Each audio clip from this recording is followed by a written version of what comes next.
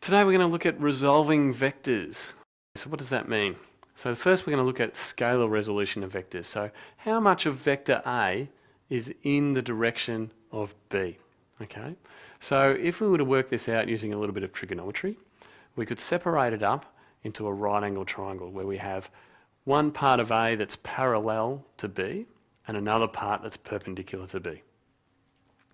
Okay, so to find the part that's parallel to A, we can use cosine theta. So cosine is equal to opposite over the hypotenuse. So if I rearrange that to find the adjacent side, the bit that's parallel to B, it'll be h multiplied, or the hypotenuse multiplied by cosine theta. Okay, plugging in that information, the magnitude of the hypotenuse is 2, multiplied by cosine of 75, and that gives me here root 3 minus 1 all over root 2. Okay, now let's have a look at what that means in vector notation. Okay, so if we were to put this formula here, A equals hypotenuse multiplied by cosine theta, what does that look like? Okay, so the adjacent side would be the scalar resolution, okay, which is the adjacent side, multiplied by the hypotenuse, which is the magnitude of A, multiplied by cosine theta. Now this formula looks very similar to the dot product formula. We're just missing that magnitude of B. So if we're multiplying by the magnitude of B, that would be the same as the dot product. So, but if the magnitude of B was 1, this would be the formula we'd get. Okay, so if the magnitude of B was 1, then that's what we get. Okay, so the magnitude, we know a vector with magnitude 1 is a unit vector, which is represented by the hat on top of the B.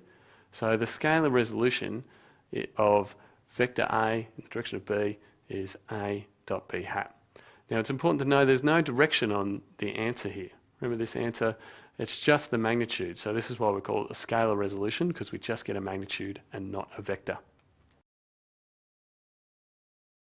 It's an important definition because now that we have the components here, so root 3i plus j and b is I minus j, now we can use the other definition of a dot product to solve that problem. Now the other definition is multiplying the components of the I together, or like components together, multiplying the j components together, adding them up, and to make it a unit vector I divide by the magnitude of b, and that should give me the same answer. So let's have a look and see if that works. If I multiply those components together, I get root 3 times 1, they're the I components of A and B. The j components, 1 times negative 1. The magnitude of B, so I take 1 squared minus 1 squared, adding 1 squared on, so I'm squaring minus 1, so I still add that up. And that gives me the same answer as I had before, root 3 minus 1, root 2. But what if I want a vector? What if I want a vector that it represents the resolution of A in the direction of B? Okay, so to find a vector, all I need to do, I know how big that vector needs to be. It needs to be this big, root 3 minus 1 over root 2. But I want it in vector form, so I need to multiply by the unit vector B.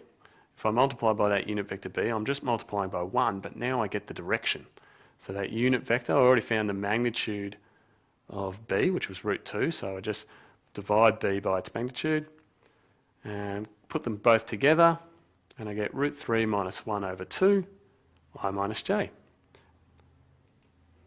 Now if I want to find the one that's perpendicular, okay, so I've found the one that's parallel to B, and I've drawn that in blue up here, root 3 minus 1 over 2, I minus j. So to find the one that's this dotted blue one that's perpendicular to B, right?